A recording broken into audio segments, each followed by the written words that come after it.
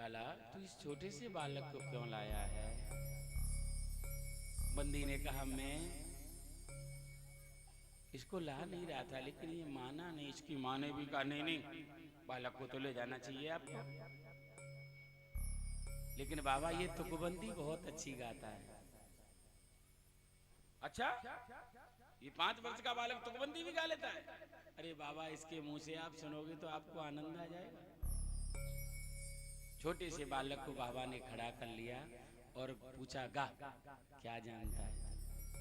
छोटा सा बालक गाता है, बाबा मैं हूँ तुम्हारो बंदी, पहनूं बगल बंदी, मिठाई कला कंदी, मैया मेरी अंधी, बा भैया ए बहुधंधी, गाँव जुगल बंदी। ओ वाह वाह वाह वाह, बहुत सुंदर। लाला, एक काम करना, जाको तू अच्छे से विद्यालय में पढ़ाना, ये बहुत बड़ो कवि बनेगा, बहुत ज्ञानी बनेगा। उसी समय दानी के आंखों में जल आ गया। बाबा, अच्छे वाले स्कूल के तो ये दर्शन भी नहीं कर पाएगा। क्यों? जो अच्छे वाले स्कूल हो यो करे ना, वो फीस बहुत ज्यादा ले, और मेरा इतना बड़ा कामना है ना, और वो भी कोरोना चल रहा है, तो कोरोना में तो बिल्कुल सब चौपट हो गया। नंद बाबा ने कहा, चिंता मत कर, आज से इस बालक की पढ़ाई का जितना भी खर्च है हमारी तरफ से होगा। पुरस्कार दे दिया बाबा ने। अब बाबा ने कहा, अब भैया तू अपनी बात बता, तू क्या सुनाना चाहता? उसने बड़ी सुंदर कविता सुनाई है, आप भी मेरे साथ में सुनेंगे। बंदी का कहता है कि मेरे मन आनंद भयो, ब्रजराज ही याचन आयो, अपने अपने मन को मतो कही, मेरे सब परिवार पठायो। बाबा, मेरे मन में बड़ा आनंद हुआ जब आपकी मैंने सुनी कि बाबा के यहाँ लाला का जन्म हुआ। मैं आपसे याचना करने के लिए आ रहा। वैसे तो पूरा मेरा परिवार आना चाह रहा था, लेकिन मैंने समझाया बहुत भीड़ हो रही है, सबको जाने की जरूरत नहीं है। तुम्हें बाबा से जो कुछ भी चाहिए मुझे बता दो, मैं सब बाबा से निवेदन कर दूंगा। बाबा, मेरे सब परिवार ने तुमसे कुछ न कुछ मांगा है। नंद बाबा ने कहा, सुन भैया, एक भी बात को छुपाना मत, जो भी तेरे घर वालों ने मांगा हो वो सारी बात मुझे बता देना। इसके बाद में बंदी का सुनाता है, मेरे तात कहो समझाए राय को, जाय असीसो दीजो, 200 भैंस दूध मन मन की, मेरे काज लीजो। सबसे पहले मेरे पिताजी ने मुझको समझाया और समझा करके मुझे भेजा कि जाकर के बाबा को आशीर्वाद देना, फिर बाबा के लाला को आशीर्वाद देना, और आशीर्वाद देने के बाद में मेरे लिए 200 भैंस ले लेना आनंद बाबा से, और वो भी मन मन दूध की 40-40 लीटर।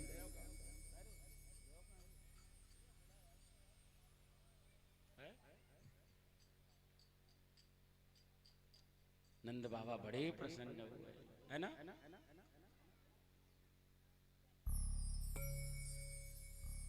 किताब आछे आछे समझायो, उनके जेठे भैया, उनके काजे दीजो बाबा, सुभग 7 सो गैया। उसके बाद में उनके जो बड़े भैया है ना, उनने शादी नहीं की, वो हमारे साथ ही रहते हैं, और उनने तो 700 गाय मांगी है, गौशाला बनाना चाहते हैं। नंद बाबा कहते, कोई बात नहीं, बहुत अच्छी बात है, गौशाला, गौ सेवा ईश्वर सेवा है, सबको करना चाहिए। ज्यादा नहीं तो एक गाय तो हर व्यक्ति को पालना चाहिए, है ना। गाय पलेगी तो आज जो विभत्सता हो रही है वो नहीं होगा। और अगर आप ये चाहो कि हम सब गायों को छोड़ दें, कोई भी सरकार गाय को नहीं बचा सकती। एक एक गाय अगर सब पालना लग जाए, घर में एक गाय हो बहुत बड़ी बात नहीं है, गाय सब बन जाएंगे। बोल वृंदावन बिहारी लाल। बाबा मेरे दो बालक भी हैं, छोटो सुत चंचल अति मेरो, लाड़ चाव को जोड़ा, बाके काजे दीजो बाबा, दशहरा सी घोड़ा। छोड़ा सुत बहुत चंचल है और उसने तो 10 घोड़े मांगे हैं। नंद बाबा ने कहा 10 घोड़े का क्या करेगा? वो कहता है एक से खेत पर जाऊंगा, एक से बाजार जाया करूंगा, एक से विद्यालय जाया करूंगा, जहां जाया करूंगा अलग घोड़ा लेके जाया करूंगा। नंद बाबा ने कहा बड़ो सुत गंभीर है मेरो, तैसे ताके साथी, बाके काजे दीजो बाबा, मस्त मदासो हाथी। बड़ा बेटा है ना, उसने तो हाथी मांगा है, एक हाथी लूंगा, हाथी पर बैठ के सब जगह घूमा करूंगा। बाबा मेरे एक छोरी भी है। बाबा ने कहा छोरी ने क्या मांगा है? कि छोरी ने तो एक ही चीज मांगी है कि पूरे वस्त्र चाहिए मुझे बढ़िया सुंदर से, और नकसिक से गहनों सब ले हों, कहार सहित नो डोली। पैर के नाखून से लेकर के शिखा तक जितने भी आभूषण होते हैं, चाहे वो अंगूठी हो, चाहे वो जंजीर हो, चाहे वो कंगन हो, चाहे वो करधनी हो, जो भी बाजू जो भी होते हैं, नकसिक से गहनों सब ले हों, और कहार सहित लो डोली। एक डोली चाहिए और कहार उसमें लगे हों, सोना पहन करके, गहना पहन करके, डोली में बैठ करके फिर भ्रमण करने जाया करूंगी। बाबा बड़े प्रसन्न। नंद बाबा ने कहा घर में कोई और भी है? हाँ, मेरी माँ भी है। और जब मैं आ रहा था ना, तो मेरी माँ कहीं से छाछ मांग करके लाई थी कि मेरी मात कहो दही धर आगे, सुन बेटा मेरी सीख, ऐसो दान मांगिए नंद सो, हम फेर न मांगे भी। मेरी मैया ने एक ही बात कही, लाला आज तो नंद बाबा के भवन में जा रहा है, नंद बाबा कोई साधारण व्यक्ति नहीं है, आज ऐसा दान मांग करके लेना लाना जिससे दोबारा मुझे छाछ मांगने जिंदगी हो गई। छाछ देने में भी आदमी कितना बड़ा अभिमान है। दूर दूर रख पात्र को, जैसे कि उसका पात्र घर में घुस जाएगा, है ना।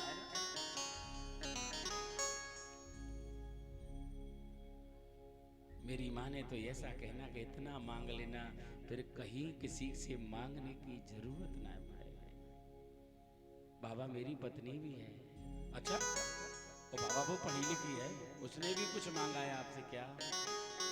गीता पीछे बोली घरवारी ने कधीरे धीरे जइयो, थोड़ो दे बहुत करिमाना, प्रीत राखी घर आइयो। मेरी घरवारी ने देख के बात कही, आज नंद बाबा थोड़ा दे, बहुत कर माना, उसी थोड़े को ही बहुत मान लेना। प्रीत राख घर आइयो, प्रेम बना करके रखना, प्रेम को मत तोड़ देना। क्यों? क्योंकि ये जानती हैं आज जिसका जन्म हुआ है ना, जिस बालक का जन्म हुआ, ये बालक आगे चल के 16,100 विवाह करेगा, और प्रत्येक रानी के गर्भ से 10-10 पुत्र होंगे, और अगर 10-10 का नोट भी मिलेगा तो हमारा घर भर जाएगा। इसलिए आगे क्या रास्ता मत बंद कर देना। कि ये सुन हसे नंद बाबा, तूने अल्प मनोरथ कीनो, जो कछु कहो सुनो काहू ने, ताको दोनों दोनों दीनो। बाबा मुस्कुराते, आज मुझे क्या नहीं मिल गया, तूने जिससे जो मांगा और जो किसी ने सुना उसका डबल तुझे देता हूं। और दाढ़ी का यहाँ से चला जाता है। जब ये दोनों करके दे रहे हैं तो यहाँ लक्ष्मी जी को थोड़ा सा संकोच हो गया, चिंता हुई लक्ष्मी जी को कि बाबा तो ये भी नहीं देख रहे कि घर में क्या बचा है क्या चला गया, बस जो आ रहा है देते जा रहे हैं। भैया ज्यादा लुटाने से भी तो सब खत्म हो जाता है। मैं अभी जाती हूँ और नंद बाबा के खजाने में स्वयं बैठ जाते हूँ। जब मैं स्वयं बैठ जाऊंगी तो आहा, उससे क्या होगा कि फिर कोई कमी नहीं पड़ेगी। और जैसे ही लक्ष्मी जी तैयार होकर के आती हैं, उसी समय भगवान ने टेढ़ी नजर से लक्ष्मी जी को रोका। है लक्ष्मी जी, आप क्या समझती हो, जब मैं यहाँ आ गया हूँ तो अब यहाँ कमी पड़ सकती है? नहीं। और लक्ष्मी जी आज भी वृंदावन के दूसरे किनारे, जय श्री राधे, जय राधा माधव, जय कुंज बिहारी, जय राधा माधव,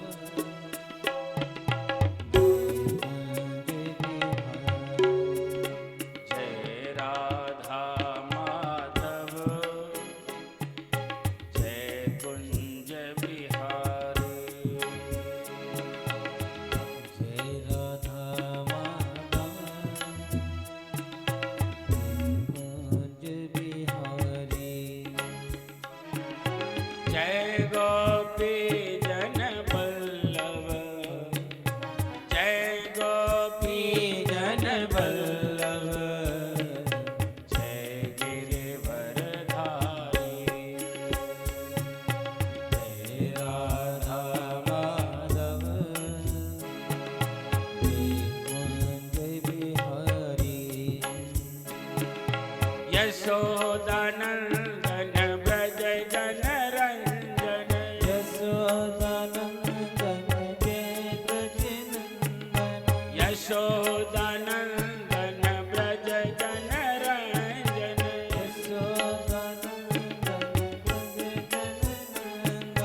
यशोदानंदन ब्रज जन रंजन,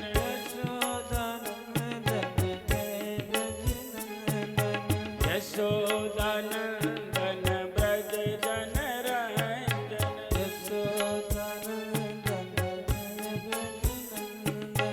यमुना तीर वनचारी, जय राधा माधव, जय कुंज बिहारी, हरे राम राम राम हरे हरे,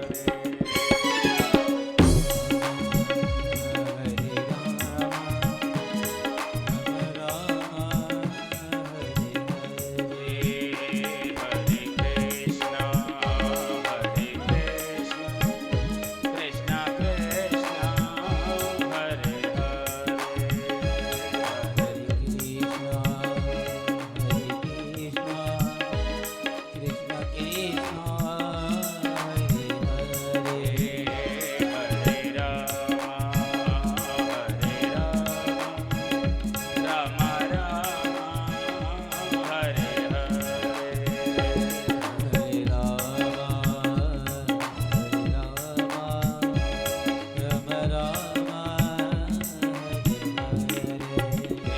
हरे कृष्णा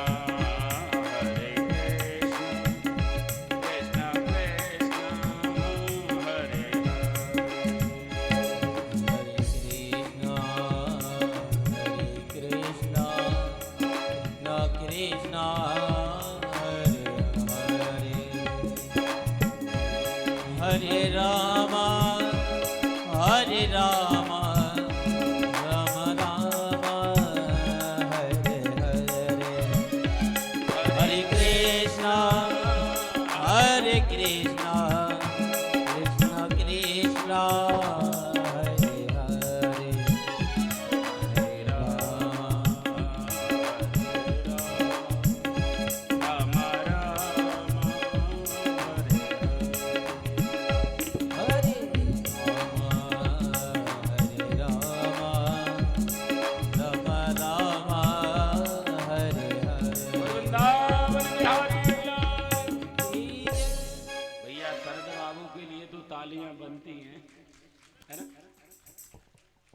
मुरली वाले ने, हो मुरली वाले ने ऐसा कर्म कर दिया, वाले ने ऐसा कर्म कर दिया, अब किसी के कर्म की जरूरत नहीं, अब किसी की कर्म की जरूरत नहीं। मुरली वाले ने ऐसा कर्म कर दिया, मुरली वाले ने ऐसा कर्म कर दिया, अब किसी के कर्म की जरूरत नहीं, अब किसी के कर्म की जरूरत नहीं।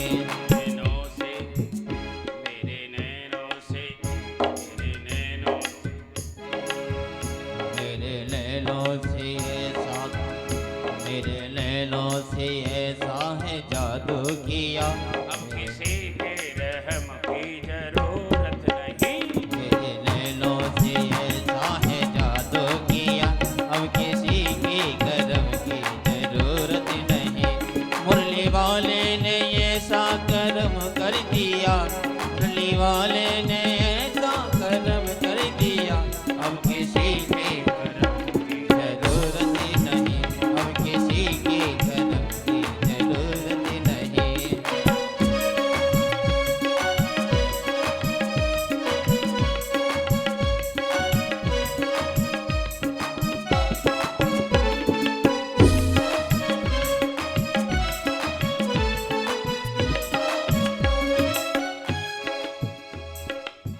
तेरे चरणों में आ गए मोहन,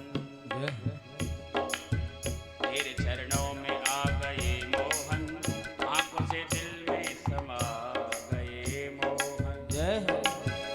तेरे चरणों में आ गए हैं मोहन, तेरे चरणों में आ गए मोहन,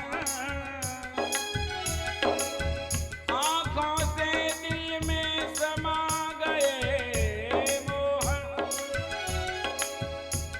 आंखों से दिल में समा गए मोहन।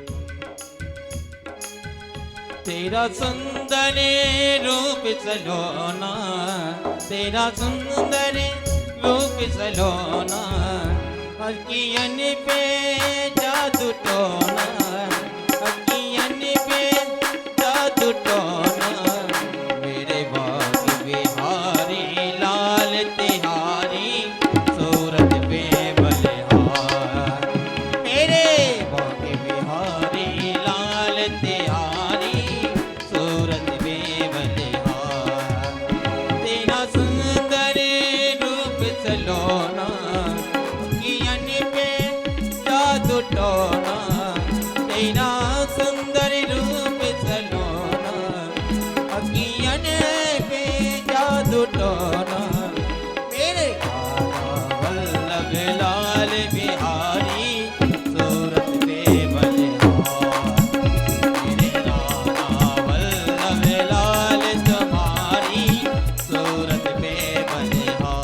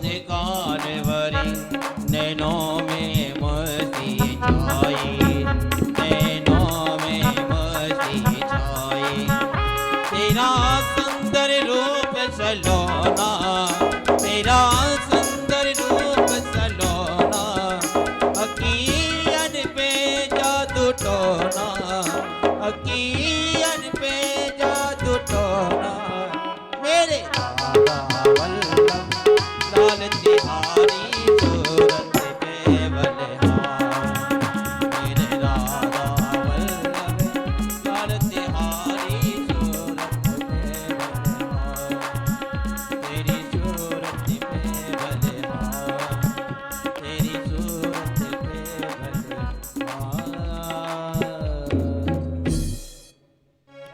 हरेर निवासात्म गुणैर्मा क्रीडन मभूनृपः।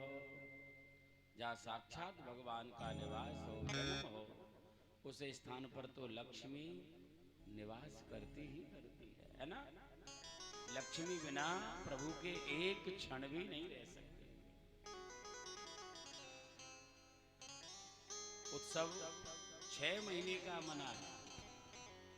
6 महीने तक ब्रज में नंदोत्सव रहा, लेकिन ये बात किसी को नहीं पता चली। जब राम जी का जन्म हुआ तो अयोध्या में एक दिन की 1 महीना हो गया था कि मास दिवस वा दिवस पुनि मरम न जाने को रथ समेत रवि ठाड़े निशा कवन विधि हो। वहां सूर्य वंश है, यहाँ चंद्र वंश है। 6 महीने तक उत्सव चलता है। सभी ग्वाल बाल आते हैं, आकर के बधाई देते हैं और आशीर्वाद क्या देते हैं?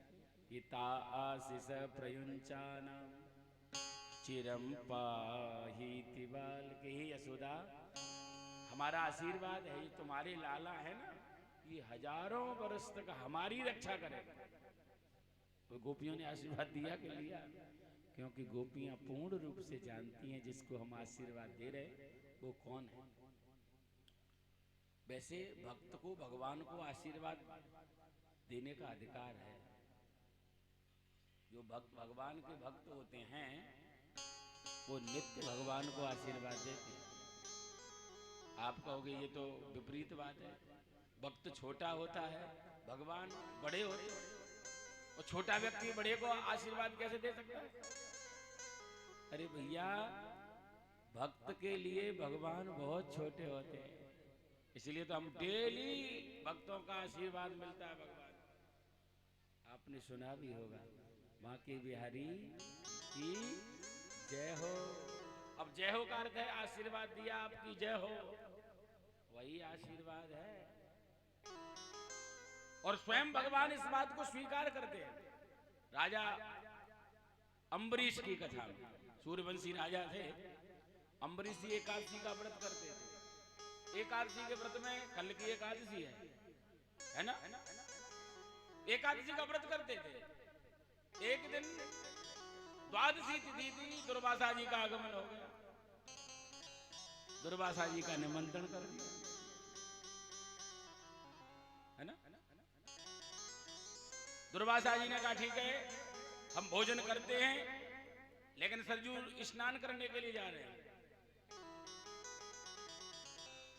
और दुर्वासा जी सरजू में स्नान करने के लिए चले जाते हैं।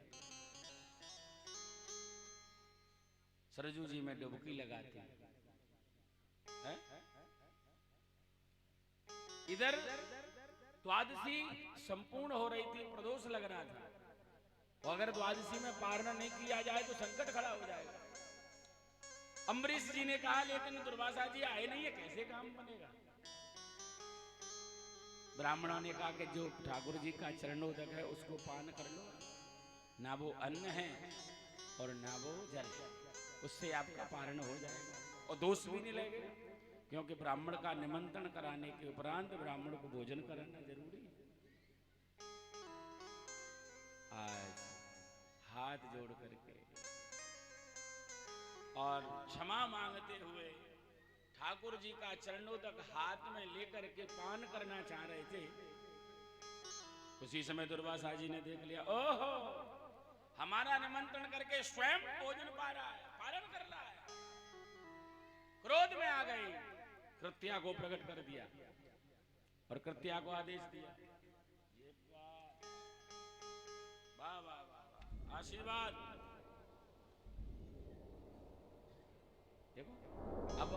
अब कुछ लग रहा है कि कथा हो रही है। एक बात बताएं, ये छोटा बालक है, इसके लिए भी तो ताली थोड़ी सी बजा दो।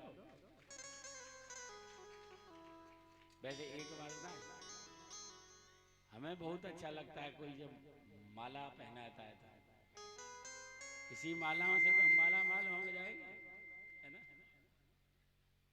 बोल वृंदावन बिहारी लाल की।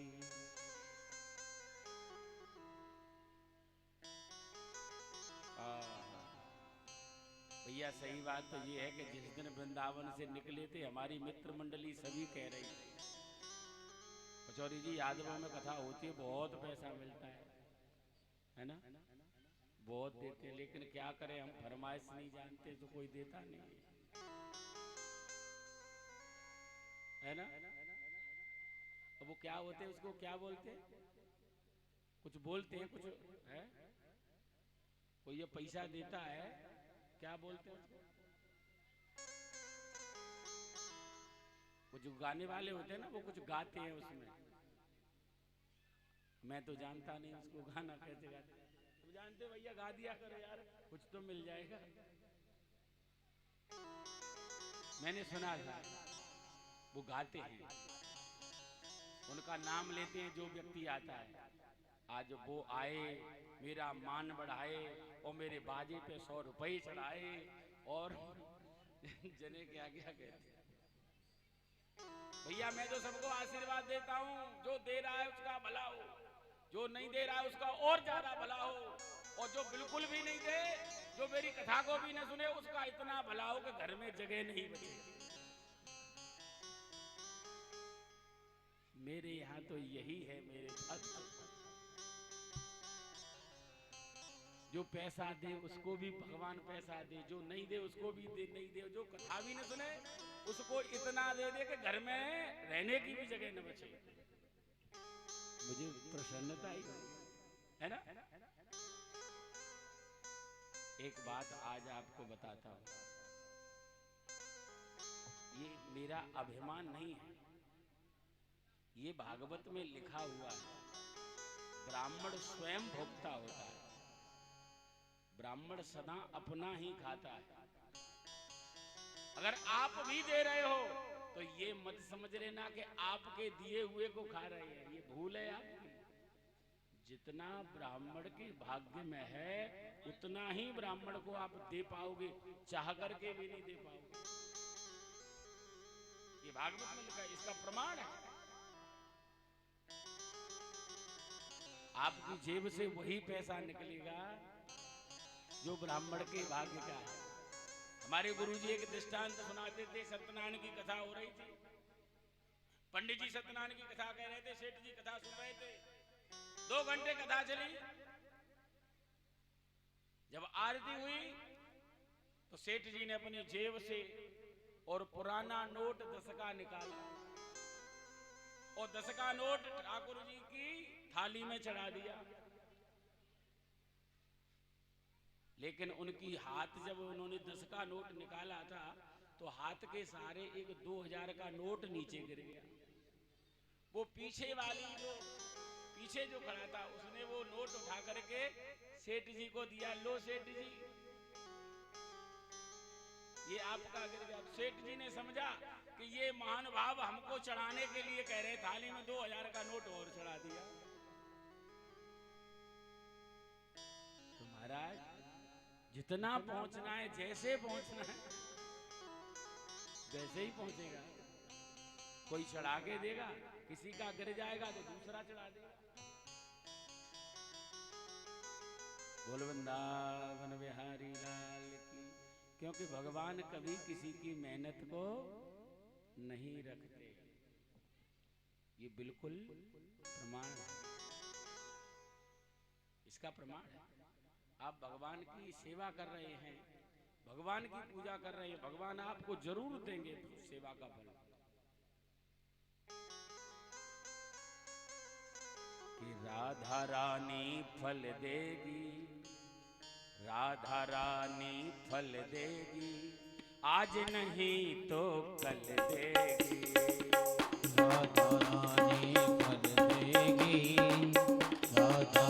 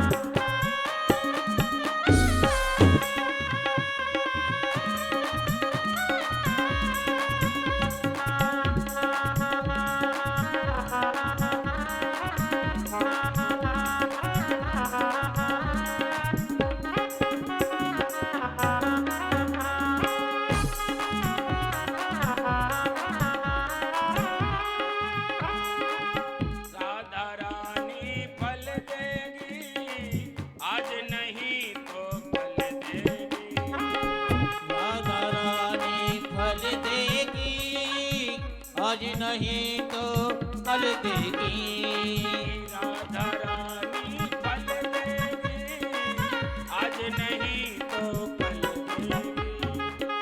राधा रानी फल देगी, आज नहीं तो कल देगी। आज नहीं तो कल देगी। आज नहीं तो कल देगी। राधा रानी फल देगी, राधा रानी फल देगी। आज नहीं तो कल देगी, आज नहीं तो कल देगी।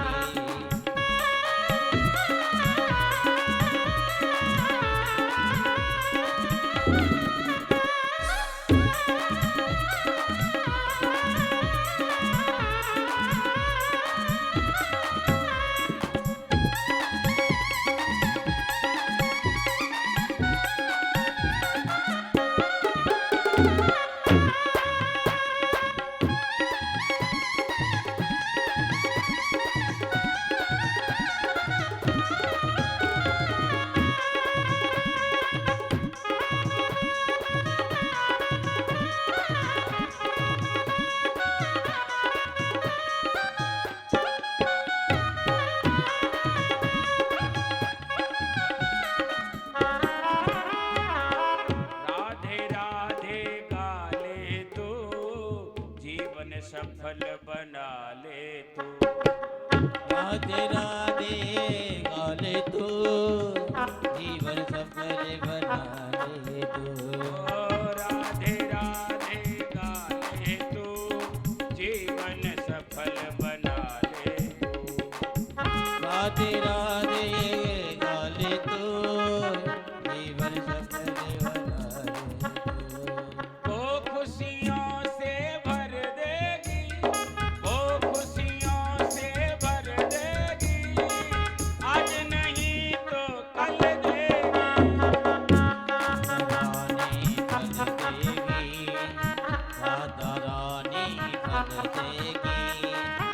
आज नहीं तो कल देगी, आज नहीं तो कल देगी।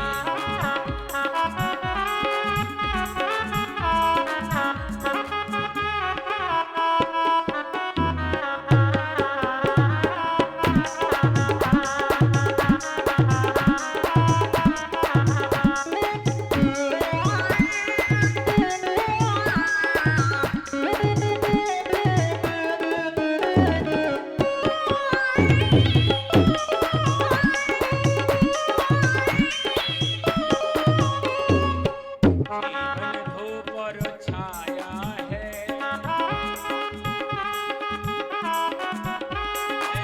जीवन धूप और छाया है। जीवन धूप और छाया है, ये राधे जी की माया है। ये राधे की माया है। ये राधा जी की माया है। ये राधा जी की माया है। ओ किस्मत तेरी बदल देगी, ओ किस्मत तेरी बदल देगी। आज नहीं तो कल देगी। अरे आज नहीं तो कल देगी, अरे आज नहीं तो कल देगी। राधा रानी फल देगी, राधा रानी ये फल देगी, आज नहीं तो कल देगी।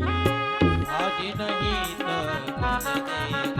अरे आज नहीं तो कल देगी। वृंदावन बिहारी लाल की। कहने का भाव एक ही है, राधा रानी अवश्य फल देगी, आज नहीं तो कल देगी। देगी वही, और जब वो देगी देने पे आ जाए फिर तो सब कुछ दे देती है। तो यहाँ नंदोत्सव मनते मनते बहुत समय व्यतीत हो गया। एक दिन यशोदा मैया का ध्यान गया कि सब बधाई दे लेकर के आई, लेकिन रोहिणी नहीं आई है। रोहिणी वसुदेव जी की पत्नी है, नंद महल में ऊपर रहती है नंद बाबा के। यशोदा मैया ने नंद बाबा से कहा, सुनो, रोहिणी बहन नहीं आई, हम तो चल सकते हैं उनके पास। ना आने का कारण क्या है? क्योंकि रोहिणी के पति वसुदेव जी हैं जो कंस के कारागृह में पड़े। दूसरी बात, रोहिणी के एक बालक का जन्म हुआ है बलराम जी का, और ये 1 वर्ष के हो गए, अभी तक बलराम जी ने नेत्र नहीं खोले। ये भी एक बहुत बड़ा संकट है। ऊपर ही बैठी हुई देख रही है, नीचे उत्सव मन रहा है। क्योंकि ऐसी स्थिति में स्त्री को उत्सवों में सम्मिलित नहीं होना चाहिए।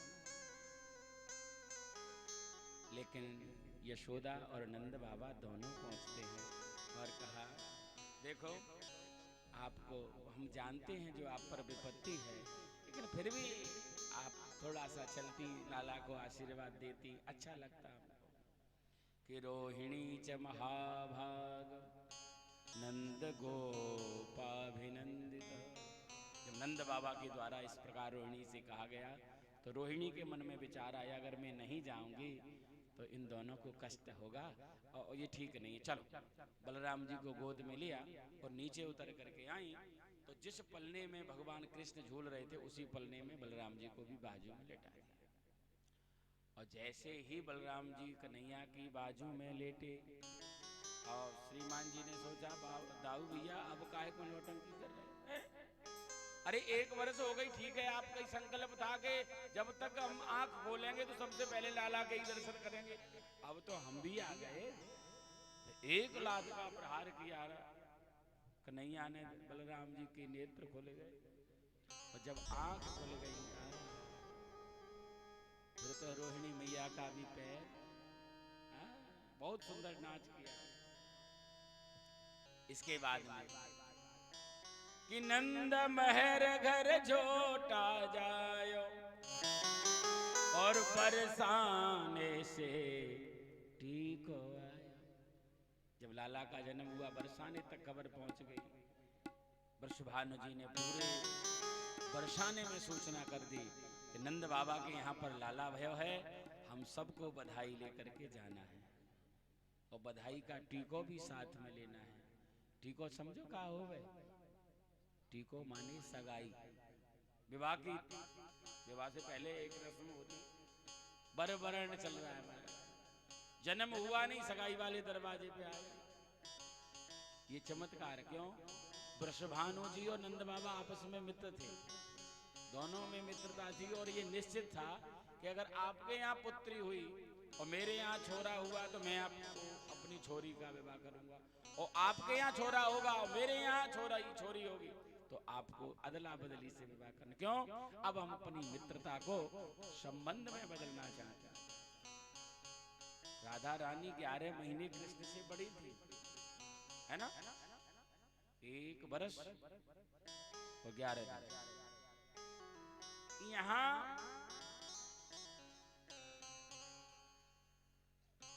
टीके को सामान लेकर के आए हैं, टीके को सामान सौंप दिया। फिर क्या था, बरसाने की जो गोपियां हैं, अब जब टीके को सामान लेके आई हैं, ससुराल पक्ष की हैं, तो बिना गाए तो रहेंगे, है ना? बड़ा सुंदर बधाई इन्होंने लाला को गाई है और उस बधाई में कुछ ऐसा मजाक भी किया है। क्या? कि नंद जो के अंगना में बज रही आज बधाई,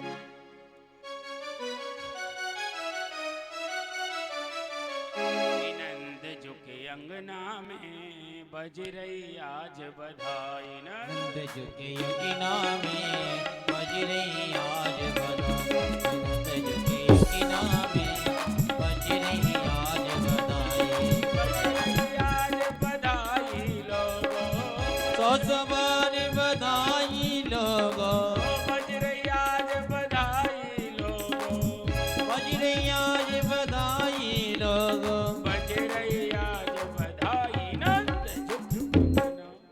हो नंद जो के अंगना में बज रही आज बधाई, हो नंद जो के अंगना में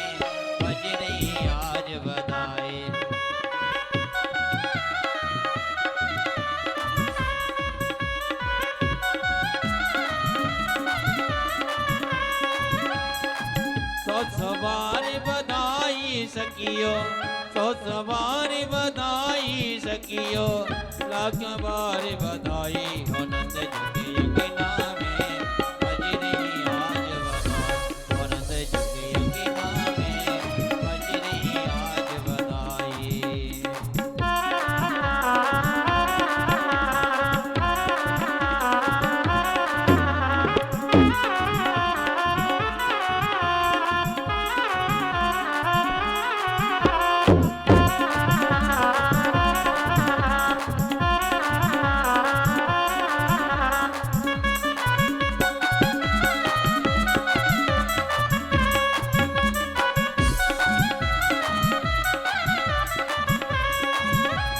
चमत्कार सा हो गया सखियो, हो गई बात निराली, चमत्कार सा हो गया सखियो, हो गई बात निराली। सात ही रात में नंद बाबा की, सात ही रात में नंद बाबा की दाढ़ी हो गई काली, हो नंद जुगे, हो नंद जुगे, हो नंद जुगे यज्ञना में बज रही आज बधाई।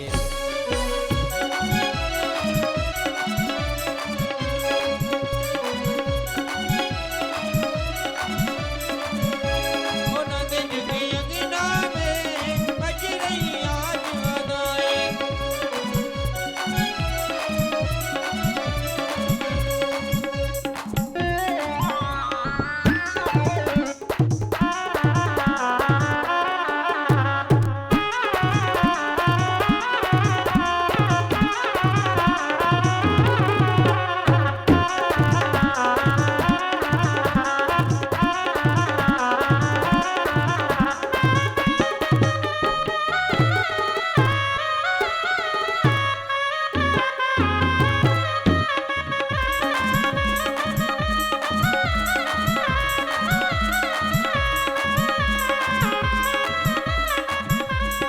चलो नंद के द्वार, द्वार लाला के दर्शन करिया।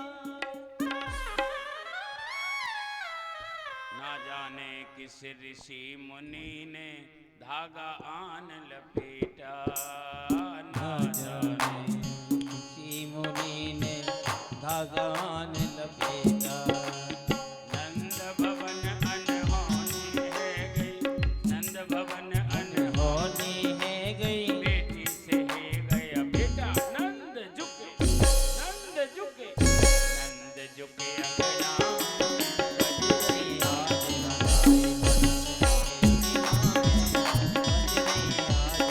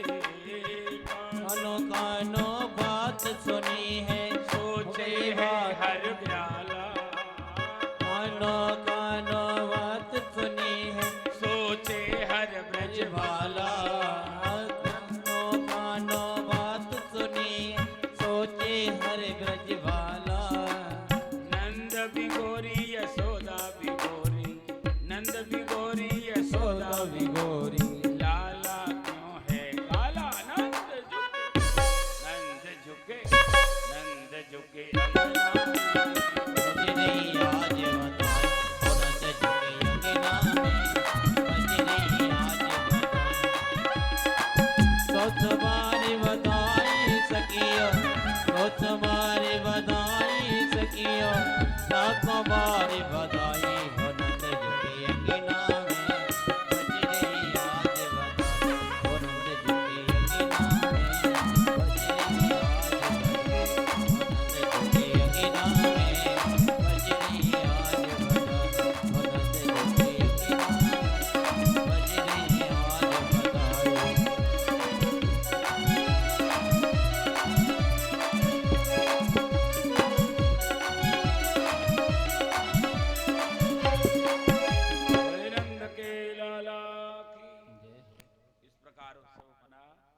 बाबा वार्षिक कर देने के लिए मथुरा जाते हैं और गोकुल की रक्षा के लिए ब्रजवासियों का आह्वान किया कि गोपान गोकुल रक्षायां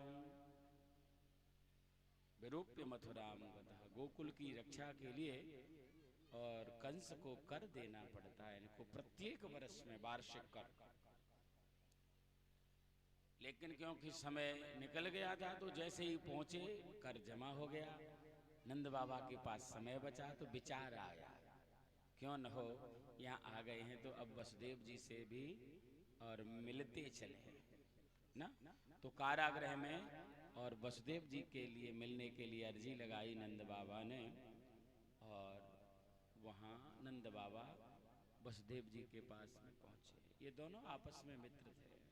वो देखिए नंद बाबा के यहाँ पुत्र का बहुत बड़ा उत्सव है, जिससे अभी अभी आ रहे हैं, यानी बहुत बड़ी खुशी के माहौल से आए। और वसुदेव जी दुख का पहाड़ टूटा हुआ है ना। 6 पुत्रों का मरण, 7वें का तो अपने आप ही नष्ट होना क्योंकि बलराम जी पहुंच गए, और 8वें में कन्या का भी एक तरह से मरण ही मान लो, वो भी क्योंकि दिवंगत आकाश मार्ग को चली गई। लेकिन नंद बाबा अपने सुख की चर्चा वसुदेव जी के सामने नहीं कर रहे हैं। क्यों? क्योंकि अपने सुख को कभी बोलना नहीं चाहिए। हमने ये ऐसा कर लिया, हम ऐसा कर रहे हैं। सामने वाले मित्र की स्थिति को देखो जिससे तुम मिलने आए हो। अरे उनके तो दुख, उसके दुख में शरीक होने के लिए गए हो आप, तो उसके दुख की चर्चा करो, अपने सुख की चर्चा नहीं। और अगर आप दुखी हो उसके सुख में जा रहे हो सम्मिलित होने के लिए, तो अपने दुख के रोने भी वहां पर रोना अच्छी बात नहीं होती। जब नंद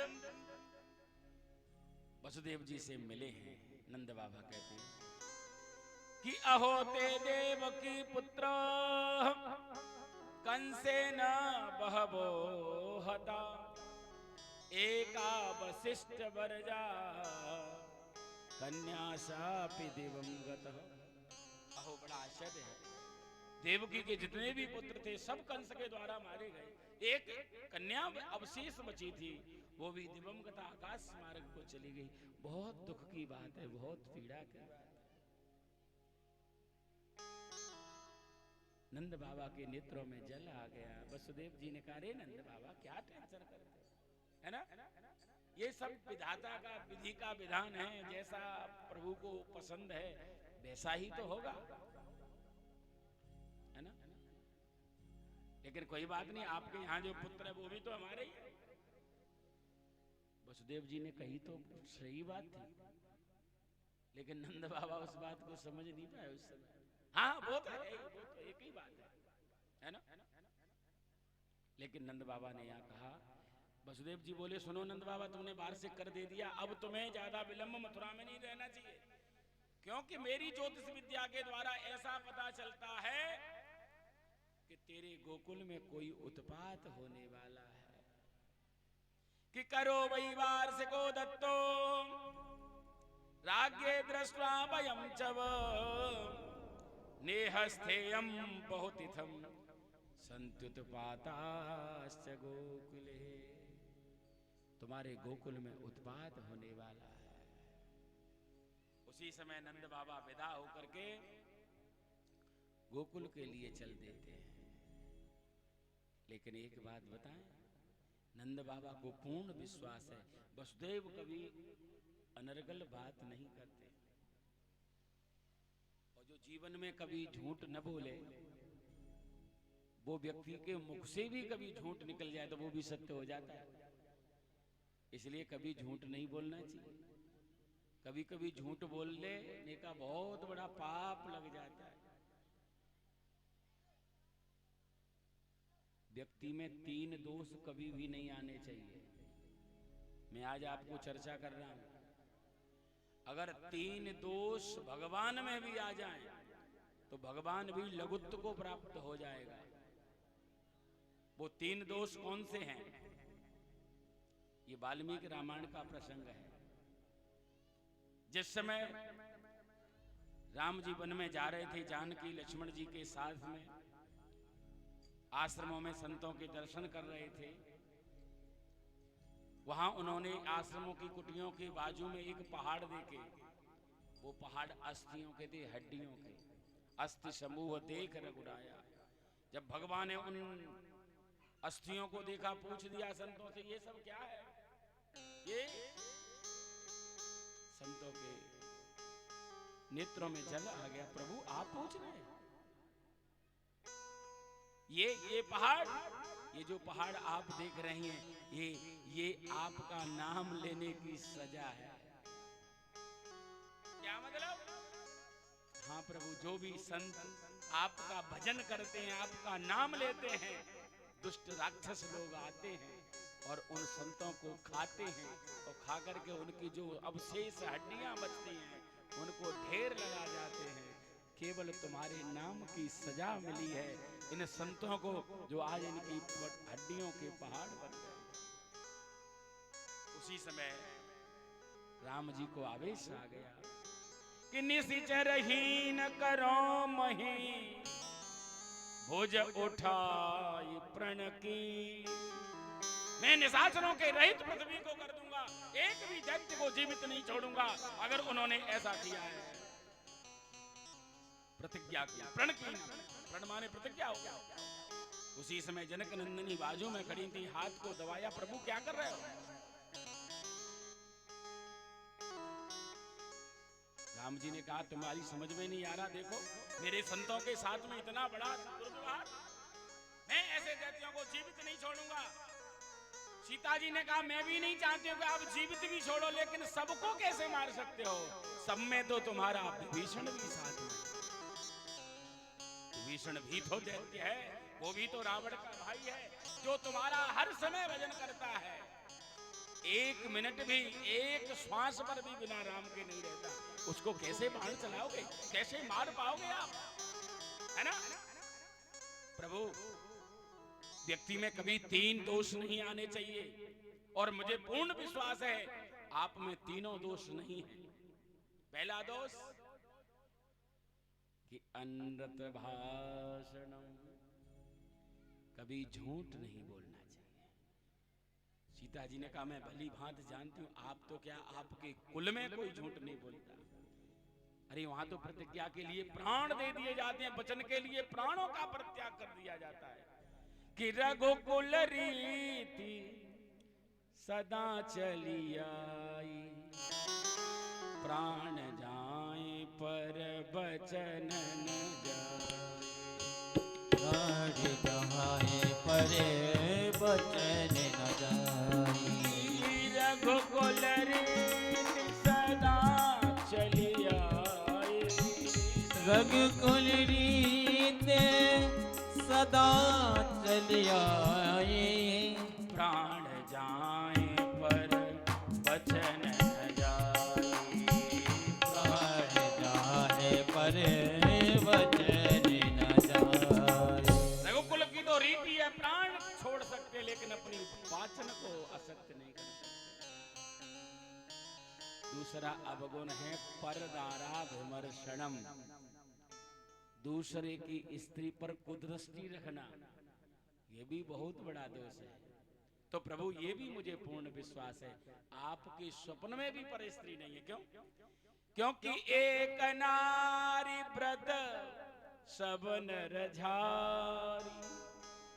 अयोध्या में एक नारी व्रती थे। जब राम जी ने जन्म ले लिया, उसके बाद में किसी ने दूसरी स्त्री के विवाह नहीं किया। राम जी की तो स्वप्न में भी किसी स्त्री को नहीं अवलोकन किया। और लक्ष्मण जी से कह भी दिया, लक्ष्मण आज मेरा मन कहता है कि हमारा विवाह इन जानकी जी के साथ में होगा, क्योंकि हमारा मन कभी कुमार्गगामी नहीं हो सकता। तो कहने का भाव ये भी आप में दोष नहीं है, लेकिन हाँ एक प्रभु दोष आप में आ रहा है। कौन सा? निर्वैर पर रौद्रता, बिना किसी कारण के किसी पर क्रोध करना। अभी आपका अपराध तो नहीं किया ना, अभी दैत्यों ने आपका अपराध नहीं किया, भगवान ने कहा इससे बड़ा और अपराध क्या होगा, मेरा नाम जपते हैं और संत को कि ये राक्षस खा जाते हैं। अरे चलो ठीक है, मैं ये भी मान लेती हूँ, लेकिन विभीषण तो कोई छुप के भगवान का भक्त नहीं था। जो रावण राम का नाम लेने वाले को जीवित नहीं छोड़ता था, उस रावण की नगरी में बीच में बैठ करके विभीषण और राम राम भी जपता था। और केवल मौन होकर के नहीं, उसने तो राम मंदिर भी बना रखा था। और राम मंदिर बना ही नहीं रखा था, उसमें लिख दिया था राम मंदिर, और भगवान की मूर्ति भी थी।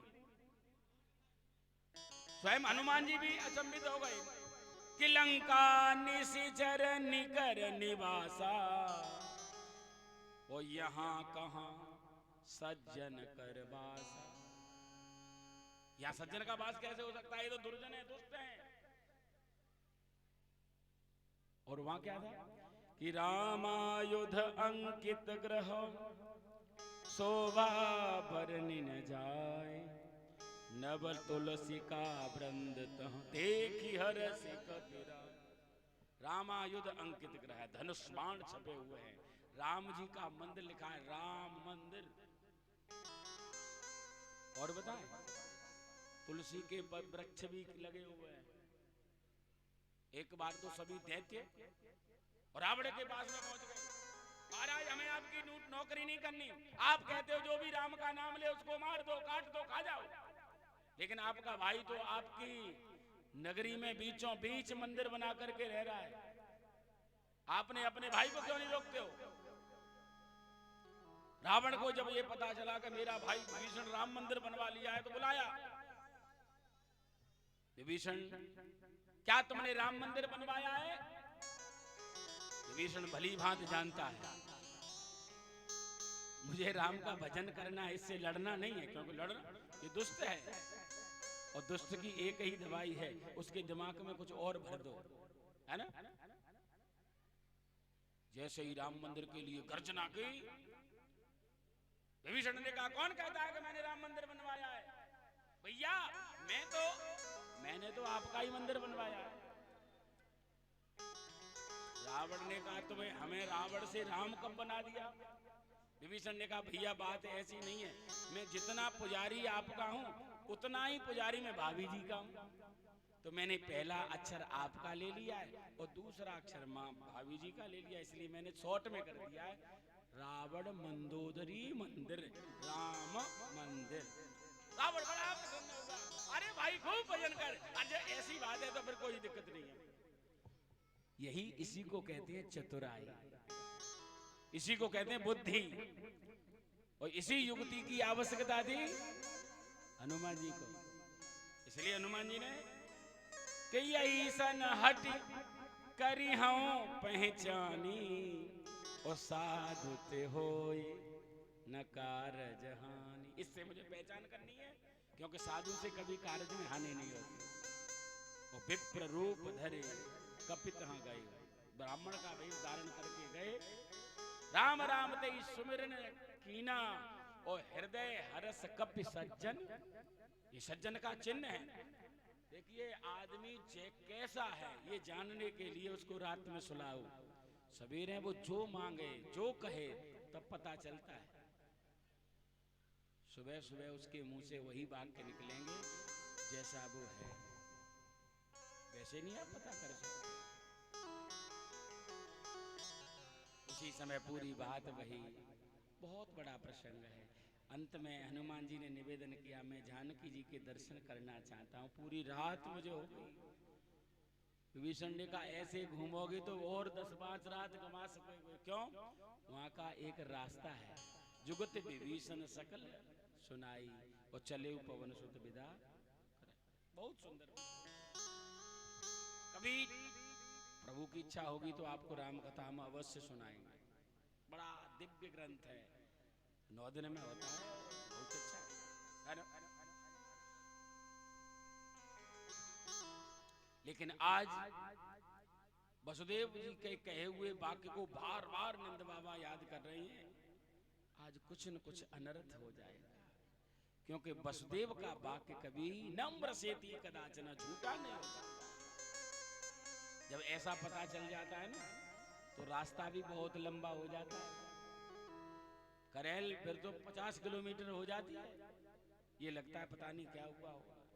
और उस समय नंद बाबा हरिम जगाम शरणाम उत्पातम संकित, हे हरि की शरण ली, और कहते हैं कि किसी प्रकार का कोई उत्पात न मिले। अब यहाँ हरि शब्द के कई अर्थ हैं। हरि माने सिंह भी होता है, हरि माने शेर भी होता है, हरि भगवान का नाम भी है, और हरि माने बंदर भी है। तो यहाँ एक बंदर का ही नाम लिया है कि संकट कटे मिटे सब पीरा, जो सुमिरे हनुमत बलबीरा। सारे संकटों का हरण करने वाला है, संकटों का निवारण। हे हनुमान जी, हे मेरे बालाजी महाराज, सवामनी का भोग लगाया जाएगा आपका, केवल मेरे लाला की आप रक्षा करना। नंद बाबा तो आ रहे थे लेकिन संकट पहले पहुंच गया। नाम है पूतना, जो बालकों की हत्या करने वाली है, कंस के द्वारा भेजी गई थी। जैसे ही गोकुल में पहुंची, विचार किया मैं प्रवेश कैसे करूं, क्योंकि ब्रजवासी मुझे प्रवेश होने नहीं देंगे। इसने बड़ा सुंदर सा स्वरूप बनाया है ना, कैसा कि योषित्वा माय आत्मानम प्राविशत कामचारिणी। इतना सुंदर स्वरूप इसने मेकअप किया महाराज, क्या बताया।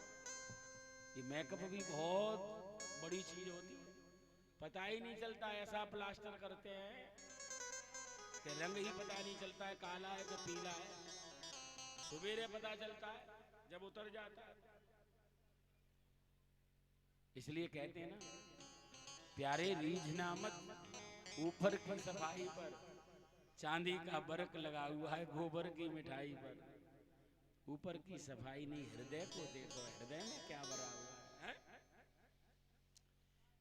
जब पूतना गोकुल में पहुंचती है, ब्रजवासी कुछ नहीं कहते हैं, क्योंकि सुंदर बहुत है, पता नहीं हो सकता है यशोदा मैया की सहेली हो। आगे गोपियों के पास में पहुंचती है, गोपियां भी पूतना को प्रवेश करा देती हैं, क्योंकि गोपियों को तो ऐसा लगता है साक्षात लक्ष्मी अपने पति के दर्शन करने के लिए आई है, इतनी सुंदर है। यशोदा मैया ने स्वागत किया, सत्कार किया। यशोदा मैया पहचान तो नहीं पाई, लेकिन पूछा नहीं कि तुम कौन हो, क्योंकि यशोदा है। यशम ददाति इति यशोदा, मेरे घर पे आई है, अतिथि देवो भवो। पूतना ने कहा देखो बहन, मुझे जैसे ही पता चली कि आपके यहाँ लाला हुआ है, मुझे अपार प्रसन्नता हुई। मेरे सारे परिवार वाले तो पहले ही बधाई दे गए, मैं रह गई थी, मन नहीं माना, मैं भी लाला के दर्शन करने के लिए चली आई। यशोदा मैया ने कहा अरे बहन, मेरा लाला क्यों करे, सब तुम्हारा ही लाला है, आराम से आशीर्वाद दो। और जैसे ही यशोदा लस्सी बनाने के लिए घर में प्रवेश कर जाती हैं, और पूतना ने बालक को अकेला देखा है, गोद में उठा करके जैसे ही लिया है, भगवान और तो कुछ नहीं कर किए, लेकिन हाँ अपने नेत्रों को बंद कर लिया। यहाँ भगवान के नेत्र बंद करने के लिए विद्वानों ने कई अर्थ किए। भगवान ने नेत्र बंद क्यों किए, क्योंकि भगवान भली भांति जानते हैं कि पूतना किस लिए आई है। वो अगर मेरे नेत्रों के सामने पड़ी तो इसकी माया सब खत्म, ये मायापति को माया से मोहित कर लेगी, इसकी माया खत्म हो जाएगी तो इसका कार्य अधूरा रह जाएगा, इसलिए अपने नेत्रों को बंद कर लिया। दूसरी बात, भगवान विचार करते हैं कि मेरे दो अवतार सबसे श्रेष्ठ हैं, पहला राम और दूसरा श्याम। राम अवतार जब मैं लेकर के आया तो सबसे पहले काकी जी ताड़का जी मेरे पास आई, और अब मैं अवतार लेकर के आया हूं तो सबसे पहले मौसी जी आ गए। भगवान नेत्र बंद करके विचार करते हैं, सबसे ज्यादा मेरी कथा स्त्री सुनती हैं, सबसे ज्यादा दान माताएं करती हैं, सबसे ज्यादा भजन माताएं करती हैं, सबसे ज्यादा ब्राह्मणों को भोजन माताएं कराती हैं। लेकिन फिर ये माताएं पहले हमसे मरने के लिए क्यों आ जाती? तो नेत्र बंद करके ध्यान कर रहे थे कि जब हमने ताड़का का वध किया था तो उसके साथ में क्या किया था? तो एक ही बाण प्राण हरि लीना और दीन जानता है निज पद दीना। एक ही बाण से प्राणों का हरण किया और दीन समझ के निज पद दिया। आज उसी मुक्ति का विचार किया जा रहा है। दूसरी बात, भगवान ने कहा जैसे ये सुंदर बन करके आई है ऐसे ही राम अवतार में शूर्पणखा भी बहुत सुंदर बन करके आई थी। और तो और उसने तो प्रस्ताव भी रखा था, तुम सम पुरुष नमो सम नारी यह संयोग विधि रचा विचार। विधाता ने बहुत अच्छी तरह से रच के भेजा है। तुम्हारे समान सुंदर पुरुष नहीं है, मेरे समान स्त्री भी नहीं है। जासो अब लग रही कुमारी और मन माना कछु तुम्हें नहीं आई। हाँ, इसलिए अभी तक मैं कुमारी हूं, कुछ तुमको देख करके मन मान गया है। राम जी ने कहा ठीक है तुम कुमारी हो तो हमारा भी एक कुमार वो बैठा है लक्ष्मण, चली जाओ। आई कुमार मोर लग भ्राता सीता चितई कही प्रभु बाता। दृष्टि जानकी जी की तरफ रखी और बात शूर्पणखा से की। लेकिन आज जानकी यहाँ नहीं है, क्या करें? किशोरी जी का स्मरण कर रहे थे नेत्र बंद करके, जानकी जी राधा जी का स्मरण कर रहे थे। दूसरी बात, भगवान के नेत्रों में सूर्य और चंद्रमा का वास है। सूर्य चंद्रमा भली भांति जानते हैं भगवान अभी इसका उद्धार करेंगे, लेकिन हमारे लोक में न भेजें, इसलिए अपने अपने दरवाजे बंद कर रहे हैं। सबसे बड़ा सुंदर अर्थ तो ये है कि भगवान कहते हैं कि मैं तो ब्रज में माखन मिश्री खाने के लिए अवतार लिया था और माखन मिश्री का स्वाद अभी मिला नहीं। तब तक मौसे जी कालकूट नाम का विष लगा के आए हैं, विष की आदत नहीं। नेत्र बंद करके भोले बाबा का ध्यान कर रहे हैं, प्रभु आपको तो आदत है विष पी जाते, आप आ जाओ, इसका जहर जहर आप पी लो, दूध हम पी लेंगे। यानी नेत्र बंद करके भोले बाबा का ध्यान कर रहे हैं। सबसे अच्छी बात, सबसे अच्छा अर्थ है कि मैया जब भी लाला को बालक को दवा पिलाती है तो एक ही बात कहती, बेटा आंख बंद करके पी जा। अब इससे बड़ा और कड़वी दवाई क्या हो, तो क्यों ना हो आंख बंद करके पी लेते हैं और आंख बंद करके पीना प्रारंभ कर देते हैं। पहले तो इसका दूध पान किया, जब प्राण पीने प्रारंभ कर देते हैं, गाढ़म करभ्याम भगवन प्रपीड्य तथा प्राण, जब प्राणों के साथ में पीना प्रारंभ किया, रोज संबंध तो बना। पूतना भयभीत हो गई, अपने रूप में आकर के भागना चाहती थी। उसी समय पूतना गिरती है। गिरते हुए पूतना का शरीर बहुत विशाल है कि पतमानोपि तद्देह त्रगभ्युति तरद्रुमान।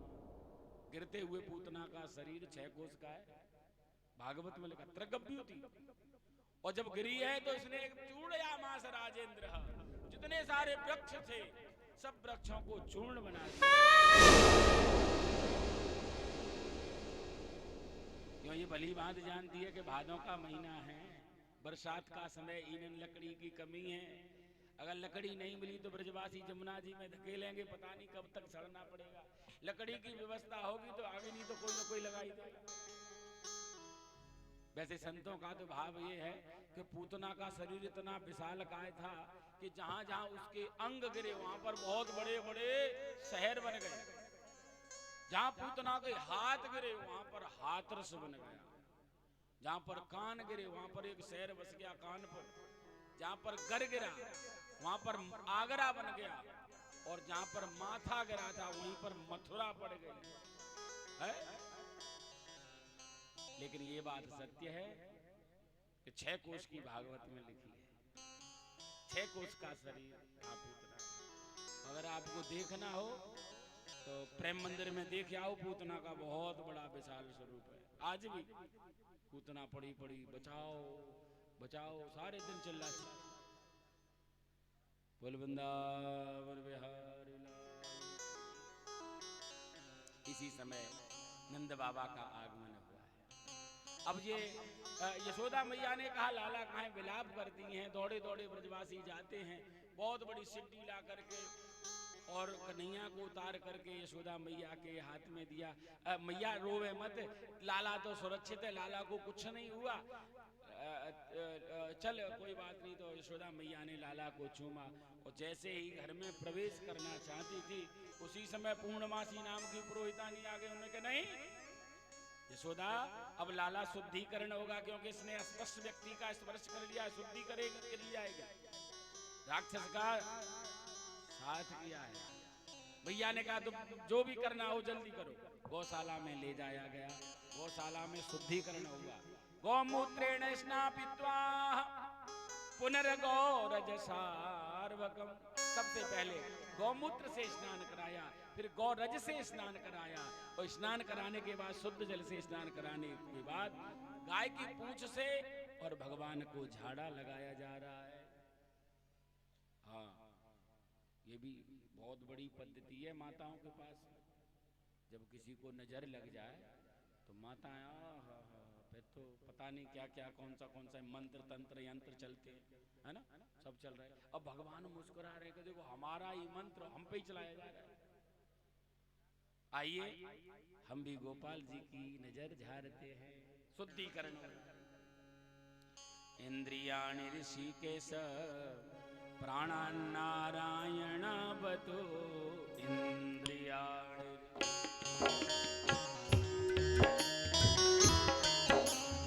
इंद्रियाणि ऋषिकेश प्राणान्नारायण बतो।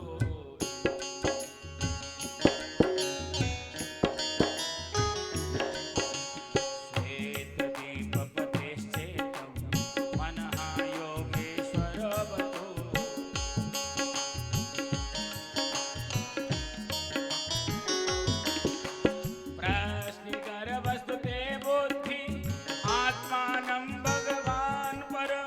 क्रीडन्तं पातु गोविंद शयानं पातु माधव।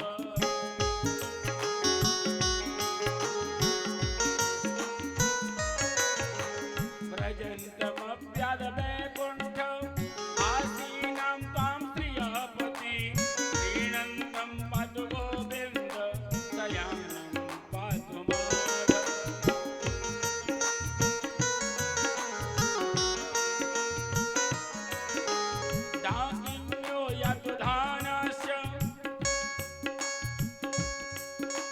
डाकिन्यो यतुधानश्च कूष्माण्डादेर्वग्रहः।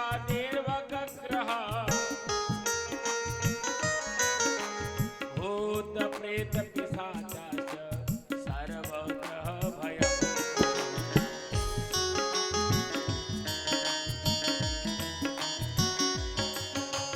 भूत प्रेत पिशाचाश्च यक्षो गणनायक।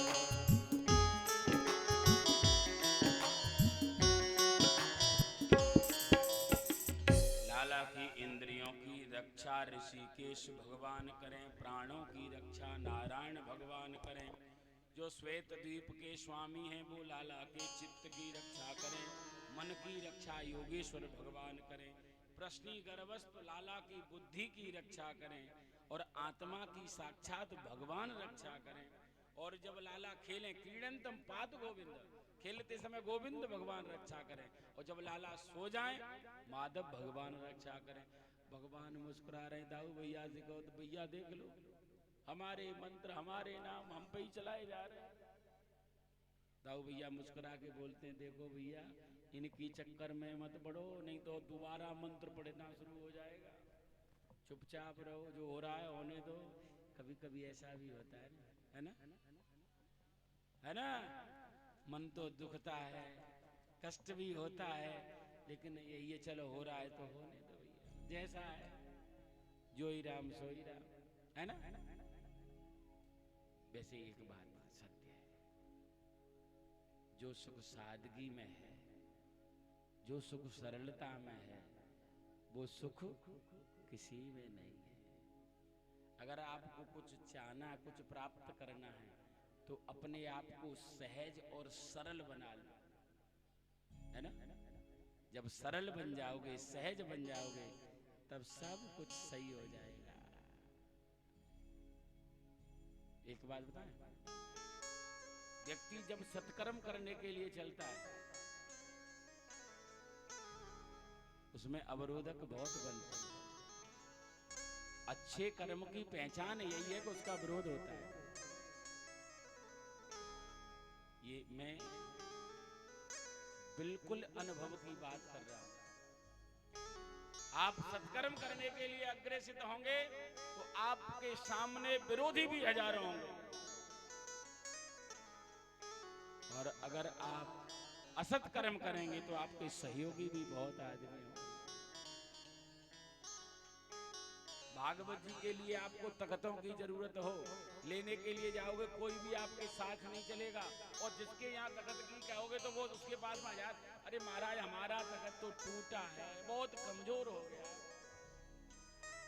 और कहीं आप पहुंच जाओ, अरे साहब आज नौटंकी हो रही है, नर्चने वाली आएंगे, उन्होंने 5 तख्त की कहा है, आपके यहाँ बड़ा तख्त है, क्या मिल जाएगा? अरे नहीं, तुम तो चलो हम लेके आते, तख्त उठा के लेके आते। लेकिन एक बात बताएं आपको, सत्कर्म शुरुआत में बड़ा भयावना लगता है, बहुत विद्रोह होता है, क्या जरूरत है, क्या करना। लेकिन जब होकर के अंत होता है, तब सब लोगों के मन में विचार आते हैं, काश ये और अच्छा होता। और नौटंकी की इतनी कब होती है पता है? या तो लाठी चलेंगे, या जूते चलेंगे, या गोली चलेगी, फिर तख्त वहीं पड़े रहते हैं 15-15 दिन तक, ले जाने वाला कोई नहीं, है ना।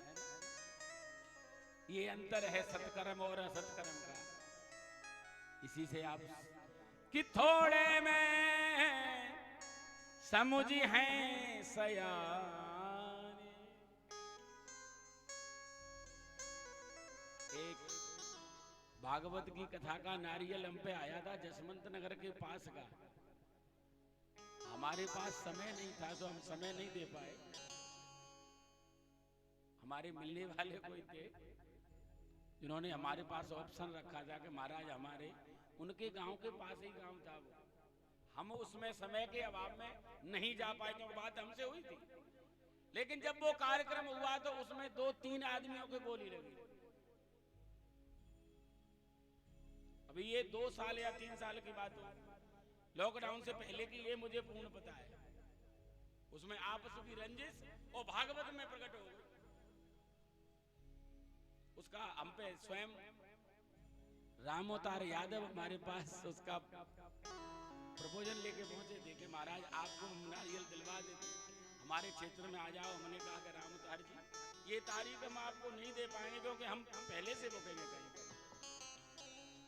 तो बताओ भगवान कहां से कहां बचा के आए। ये अखबार में हमारा भी फोटो चिपकता। कहने का भाव यही है, ये भी भगवान की कृपा है। बस इसीलिए हमको डर लगता है। हालांकि वैसे में कोई कष्ट नहीं है, खूब लड़ो खूब झगड़ो, लेकिन ये डर लगता है कि किसी का सिर फूट गया तो हमसे कही जाएगी पंडित जी क्या कमी रहेगी। गलती आप कर रहे हो और डर रहे हैं हम। सारी रात नींद नहीं आती, पता नहीं कब क्या हो जाएगा।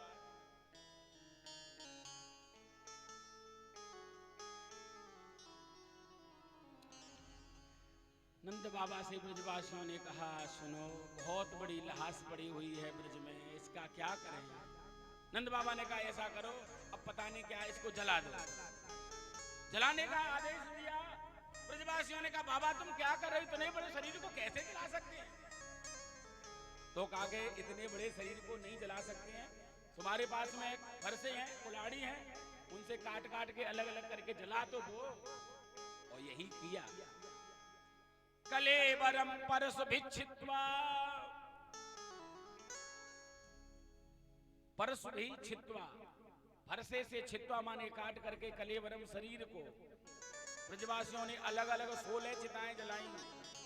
16 चिता बना करके एक साथ अग्नि लगाई गई। पूतना का शरीर धू धू करके जलना प्रारंभ हुआ। परीक्षित जी ने कहा, गुरुदेव इतना बड़ा शरीर जब जल रहा होगा पूरी दुर्गंध फैल गई। सुखदेव जी कहते हैं, नहीं, दुर्गंध नहीं, वो तो बहुत बड़ी सुगंध फूल रही थी। दही मानस्य देहस्य धूमास्ता अगर सौरभ, पूरे आकाश मंडल पर जैसे अगर सौरभम, अगर तगर की लकड़ी जलाने पर सुगंध निकलती है, वैसी सुगंध पूतना के शरीर से निकल रही। यही इस बात समझने की है। देखो, पूतना का नाम अच्छा नहीं। पूतना, आज तक किसी का नाम आपने सुना हो तो आप बताओ। किसी का नाम पूतना नहीं है। पूतना का काम अच्छा नहीं, क्योंकि लोक बालक ने संसार के छोटे छोटे बालकों की हत्या करती है। पूतना का कुल अच्छा नहीं, राक्षसी, राक्षस कुल में पैदा हुई थी। पूतना का भोजन अच्छा नहीं। भोजन क्या था पता है? रुद्रासना, छोटे छोटे भक्तों का खून पीती थी। तो कहा कि हो सकता है भगवान के प्रति इसकी भावना अच्छी होगी। नहीं, जिघान से आप भी हरे, भगवान को भी मारने के लिए आई थी। स्तनम दत्वा सदगतिम, इसने बस एक ही अच्छा काम किया कि अपना स्तन भगवान के मुख में प्रदान कर दिया, और भगवान ने इसके अवगुणों को नहीं देखा। इस भगवान ने एक ही बात देखी, ये काम वही किया जो मां के अलावा किसी दूसरी का काम नहीं है। गति जीनी जाहे जाचत योगी, गीत तो आमिष भोगी था जटायु, लेकिन गत कौन सी दी भगवान ने? योगी जन जिसकी याचना कर। तो कंबा दयालुम शरणम व्रजेमा, इससे बड़ा दयालु और कौन हो सकता है? आप क्या हो, कैसे हो, भगवान को कुछ नहीं लेना देना। सक्र प्रपन्नाय तवास्मि तितयाचते, अभयाम सर्वभूतेभ्यो ददामि एतत् व्रतम मम। देखो, बालक कितना भी गंदगी में सना हो, है ना, कितनी भी दुर्गंध आ रही हो, गंदगी में सन गया हो, उसका पिता देख के जा सकता है, बहन भी जा सकती है, भाई भी जा सकता है। लेकिन उस गंदगी में सने हुए बालक को अगर मां देखे तो क्या मां छोड़ दे? मां तो कितने भी गंदगी हो उसको भी अपने हृदय से लगा लेगी, है ना, और साफ कर देगी। मां के लिए बालक कभी गंदा होता ही नहीं। भगवान भी हमारे मां हैं, भगवान हमारे पिता हैं, इसलिए भगवान को कभी तुम्हारे अवगुणों को नहीं देखना है। लेकिन हम भगवान की शरण में पहुंच करके भी अवगुणी रहे, बस तब भगवान को कष्ट होता है।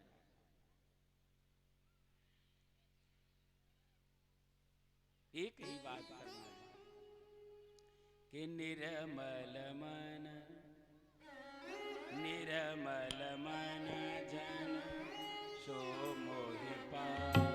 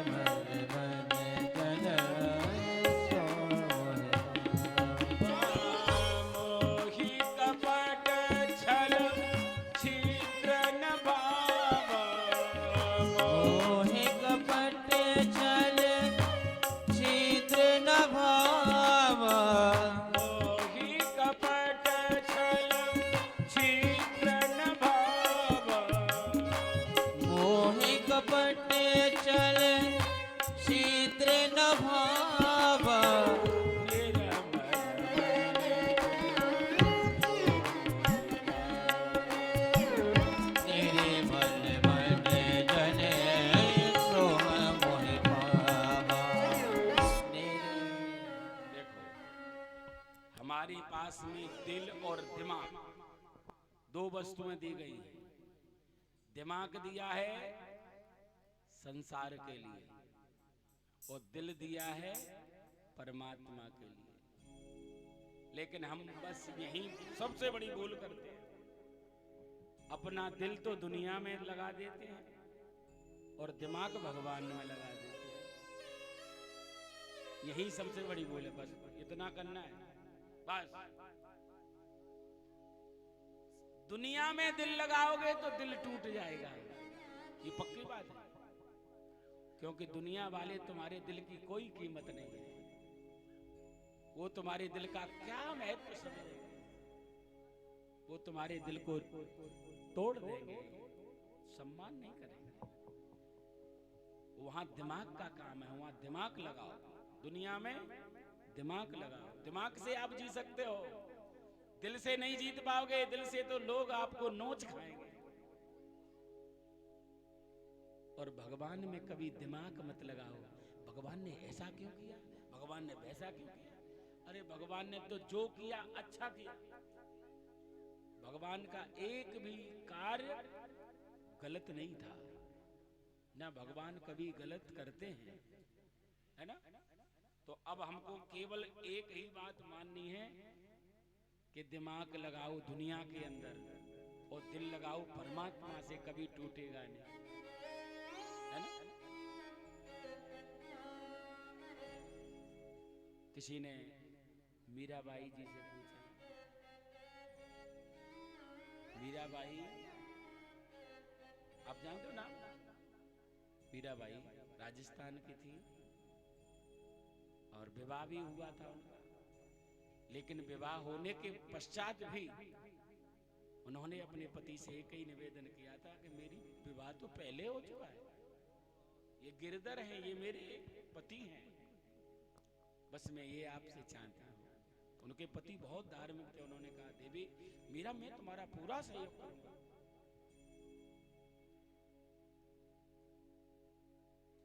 लोगों ने समझाया मीरा को, अरे ऐसा क्यों कर रही है, गलत बात है। मीरा ने एक ही शब्द दिया कि ऐसे बर को क्यों बरे, जन्मे और मर जाए, बरबरिए गोपाल को जो चुनरो अमर हो जाए। मैंने तो केवल और केवल गोपाल से मित्रता की है। गोपाल मेरे पति और पूरा जीवन गोपाल के लिए ही मीरा का गया। कितना तिरस्कार भुगतना पड़ा, ये सब मीरा के चरित्र में आता है। मीरा का सम्मान उसके घर वाले ही क्या क्या कहते हैं। स्वयं राणा जो ससुर था, बेटी थी, लेकिन कभी सम्मान नहीं किया मीरा का। अंत में भी मीरा को भगवान के सामने भगवान में ही सम्मिलित होना पड़ा। भक्ति का मार्ग बहुत कठिन है भैया।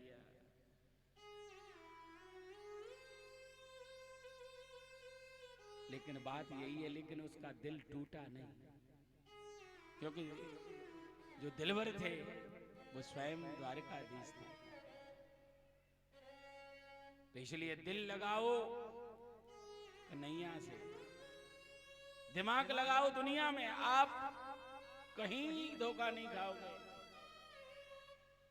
अगर दुनिया में आपने दिल दे दिया किसी को तो आपके दिल की ठोकर मार करके तोड़ देगा कोई। बोल वृंदावन बिहारी लाल।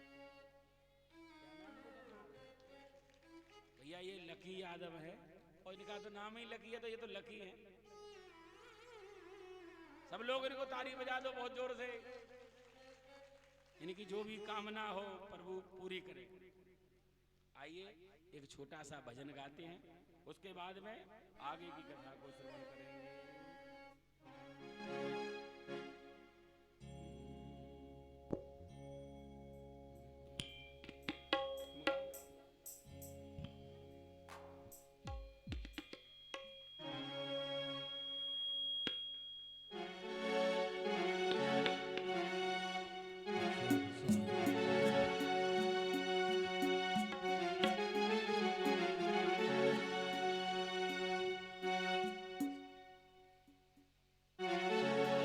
कौन तो ही दही पे नाच नचाए दूंगी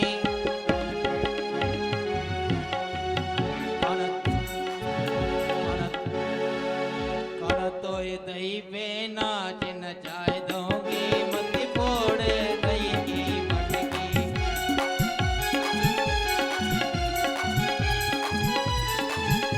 कौन तो ही दही पे नाच नचाए दूंगी मत फोड़े धन की मटकी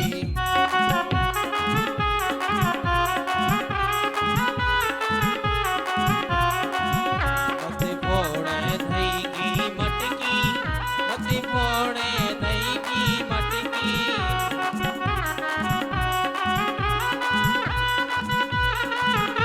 काना तो दही पे नाच नचाए देंगो मत फोड़े दही की मटकी काना तो दही पे नाच नचाए दे मत फोड़े दही की मटकी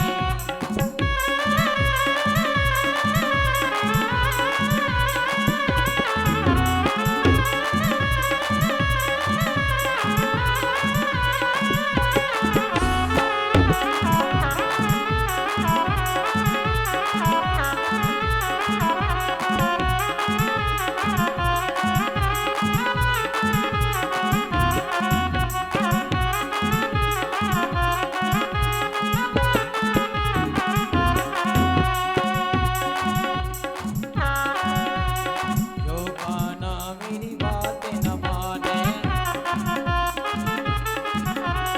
जो काना मेरी बात न माने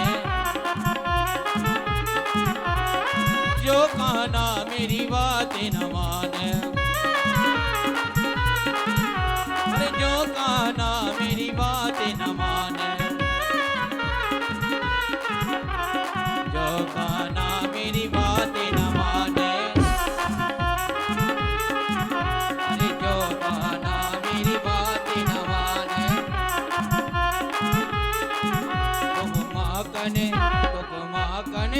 तुक माँ कने मिश्री खवाए देंगो मत फोड़े दही की मटकी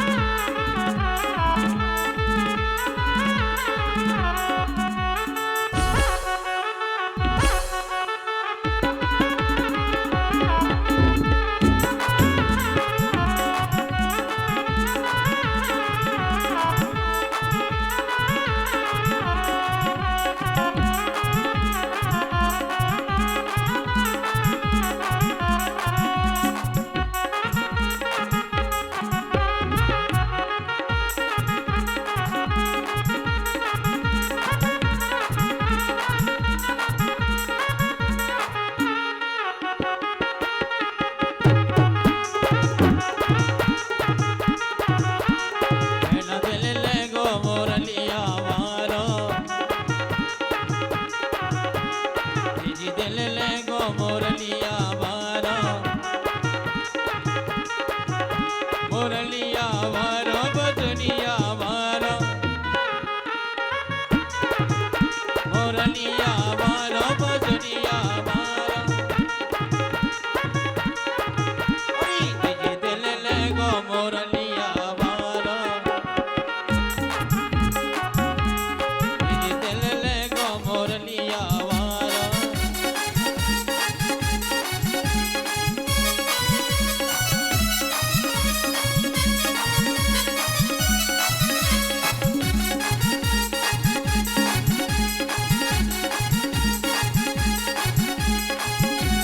माहवे को पानी जमुना दिलाई मैं तो जमुना दिलाई माहवे को पानी जमुना दिलाई मैं तो जमुना दिलाई मुझे पहले नाई गो मोरलिया वारो मेरे दिल ले गो मोरलिया वारो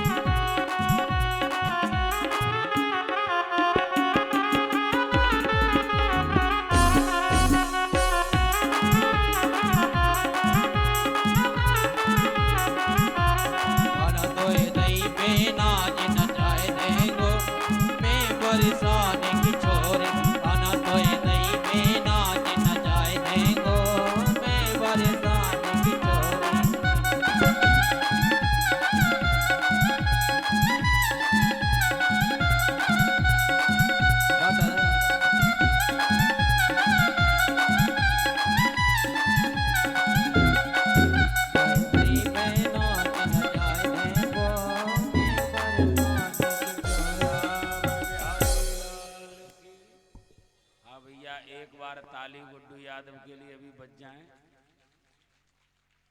ये हमारे चेला भी हैं और अब तो ये सेठ बन गए हैं भाई। हाँ? चलो कोई बात नहीं, अच्छी बात है। ठाकुर जी को और ज्यादा कृपा करें।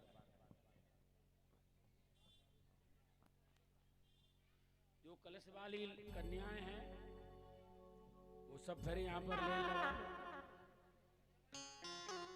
आराम से लेन लगा के अपनी दक्षिणा ले लो सबसे। जो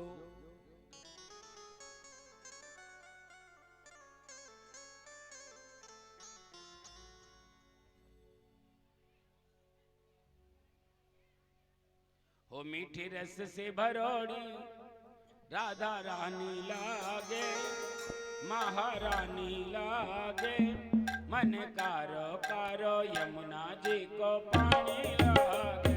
हो मीठी रस से भरोड़ी राधा रानी लागे, महारानी लागे, मन खारो खारो यमुना जी को पानी लागे। हो मीठी रस से भरोड़ी राधा रानी लागे, महारानी लागे, मन कारो कारो यमुना जी को पानी लागे। मीठे रस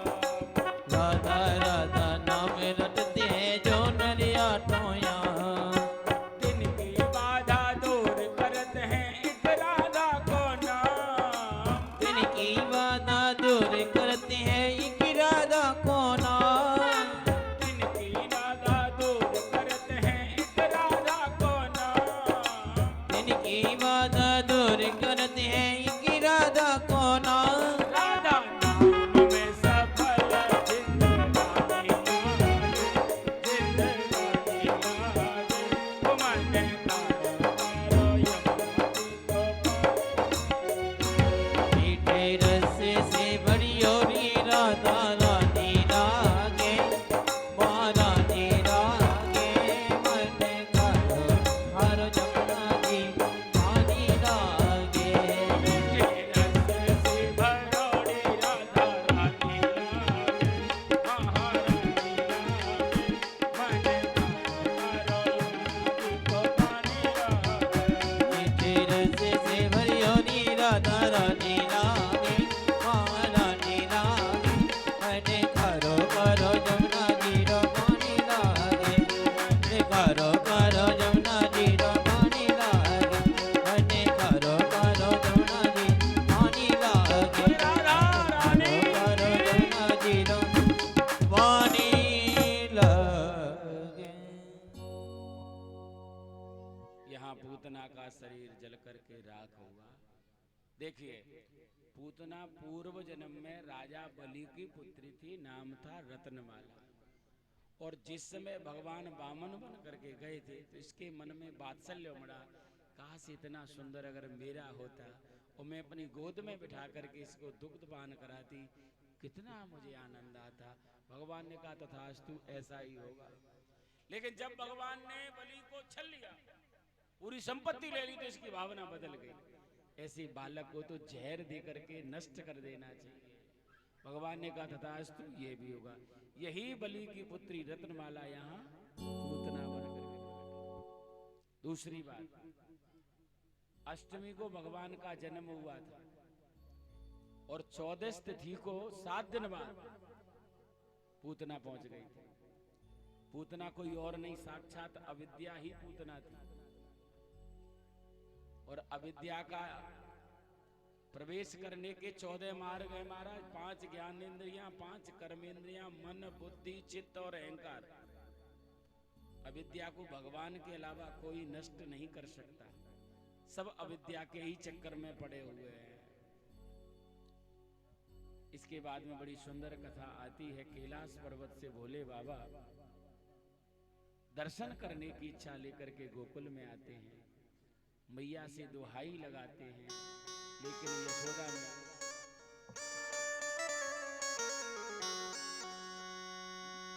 भोला भंडारी आया, कान्हा तेरी गली में, भोला भंडारी आया, कान्हा तेरी गली में, भोला भंडारी आया, कान्हा तेरी गली में, भोला भंडारी आया, कान्हा तेरी गली में।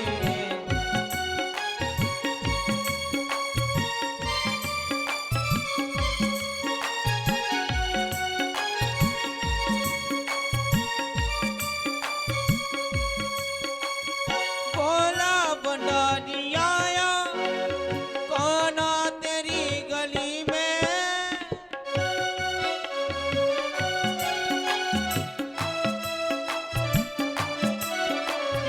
एक झलक पानी आया, एक झलक पानी आया, बाबा तेरी गली में।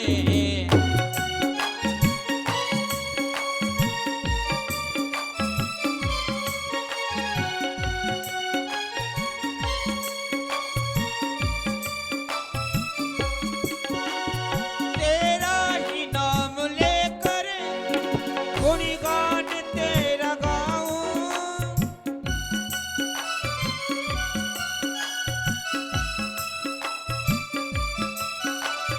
ऐ मेरे स्वामी सुन लो, चरणों में ध्यान लगाऊं।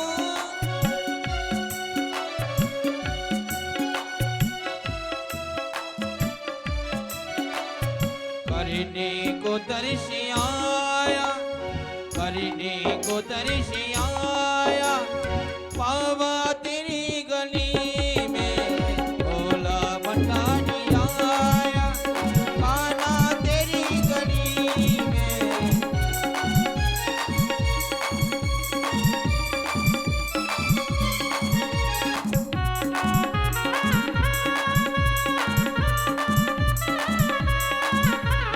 भोला गया रे देखो भोला गया,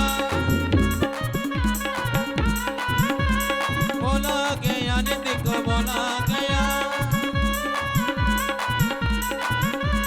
भोला भंडारी आया, मोहन तेरी गली में, भोला भंडारी आया, मोहन तेरी गली में, कान्हा तेरी गली में, मोहन तेरी गली में, कान्हा तेरी गली में।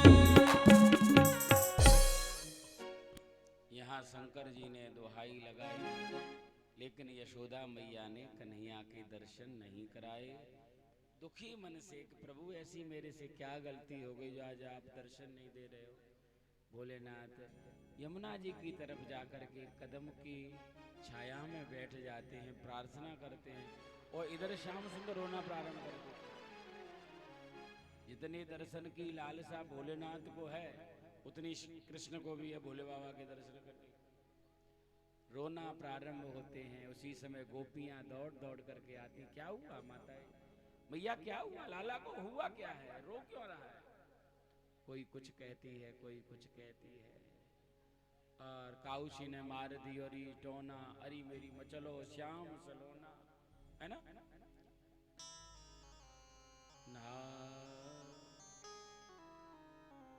बड़ा सुंदर भजन गाया। गोपियों ने कहा लेकिन मैया ये नजर किसी विशेष व्यक्ति की, कौन कौन आया था? गोपियां जब ये पूछती हैं तो यशोदा मैया कहती, आज एक बहुत अटपटा बाबा आया था, बस उसी का मुझे डर लग रहा है, वही कुछ कर गया। किधर गया है मैया? कि यमुना जी की तरफ गया है। गोपियां दौड़ी दौड़ी जाती हैं। भोलेनाथ तो नेत्र बंद करके बैठे हुए थे। गोपियों ने चरणों में प्रणाम करती हैं और कहती हैं कि चल रे योगी नंद भवन, तो जसोदा मात बुलावे, बाके लाल को नजर लगी, तो फिर ही नौन करावे। योगी बाबा चल, तुझे जसोदा मैया बुला रही हैं, उसके लाला को नजर लग गई है। बाबा तुम नजर जराना जानते हो, ताबीज भरना जानते हो? भोले बाबा ने कहा और इसके अलावा हम कुछ जानते ही नहीं, हम तो ऐसी नजर जरा दे कि एक बार जिसकी जरा दे जीवन में कभी नजर लगेगी नहीं।